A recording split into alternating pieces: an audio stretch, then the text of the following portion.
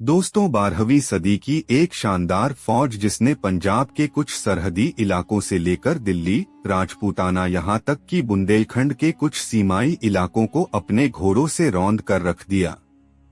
ऐसी शानदार फौज सन 1179 में ललितपुर जनपद के मदनपुर जैसे भयानक और गहरे जंगलों में डर के मारे छिपी बैठी थी। मौत उनके सर पर मंडरा रही थी, जिसके कारण उनका राजा कई महीनों अपनी फौज समेत मदनपुर के जंगलों की खाक छानता रहा।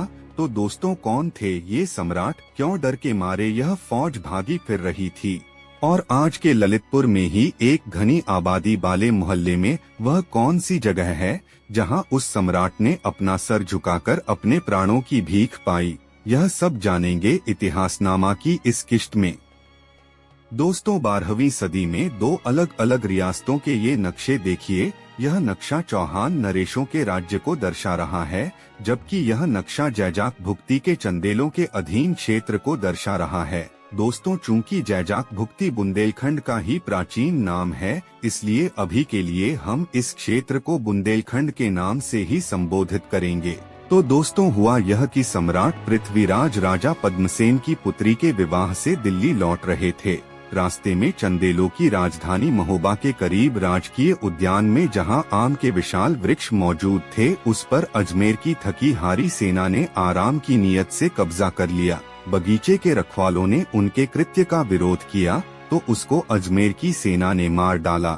जल्द ही यह खबर चंदेलों के शासक परमार्दिदेव के पास पहुंची।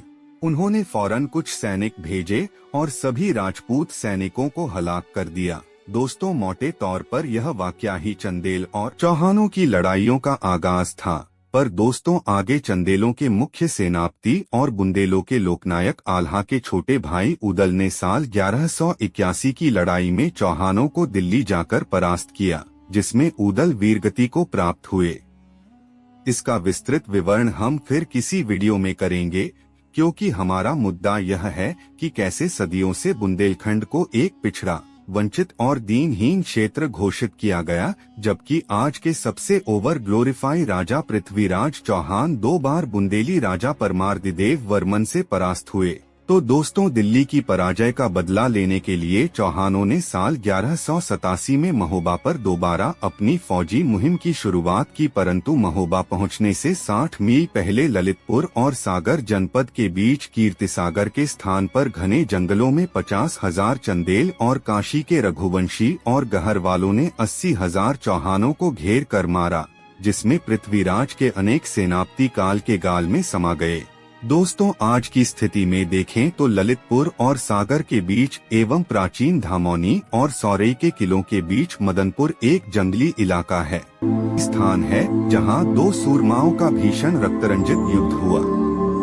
परंतु दोस्तों, इस युद्ध ने पीछे हटते चौहानों की बर्बादी ने उनकी अकल ठिकाने लगा दी। उनके हजारों सैनिक और मुख्य सेनापतियों का वध कर दिया गया, जिसके बाद चौहानों की तरफ से शांति प्रस्ताव की पहल की गई, जो कि चंदेलों ने स्वीकार कर ली।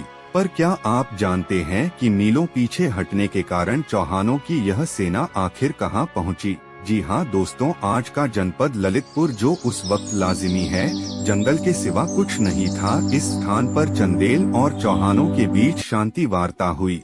दोस्तों, आप सोच रहे होंगे ललितपुर ही क्यों? तो आपको बता दें, अजमेर से चली इस सेना को महोबा तक पहुंचने के लिए चंदेरी से होते हुए महोबा पहुंचना होता था, जिसमें उस वक्त ललितपुर महज तिजारती रास्ता भर था जो इन 2 बड़े स्थानों के बीच पड़ता था। खैर दोस्तों, यह वार्ता जहां हुई वह ललितपुर की घनी आबादी के बीच बसी बजरिया मोहल्ले के बांसा नामक स्थान है। चंदेल और चौहानों की शांति संधि की यादगार हेतु इस इमारत को स्थानीय पत्थरों से बनाया गया, जिसमें आज भी इस स्थान पर चंदेल शैली में बनी कलाकृतियां संरक्षित हैं। लोगों को भले ही इस स्थान के महत्व का अंदाजान हो, पर आप इन तस्वीरों में देख सकते हैं कि कैसे संकरी और तंग गलियों में बुंदेलखंड के गौरवशाली पलों का गवाह यह स्थान कैसे तंगहाली का शिकार है। खैर दोस्तों, आप भी इस स्थान पर अपने परिवार के साथ जरूर जाएं और महसूस करें हमारे बुंदेलखंड के गौरवशाली पलों को।